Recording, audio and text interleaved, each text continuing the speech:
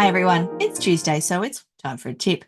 In their 2006 paper, Kirshner, Sweller and Clark stated, learning is a change to long-term memory. In our schools, there is way too much doing and often not enough learning. Trying to eliminate that language of doing from your conversations with others. We are doing science. Well, that's great, but what are the children actually learning? The other thing here is being able to articulate how you know that your children actually have learned something.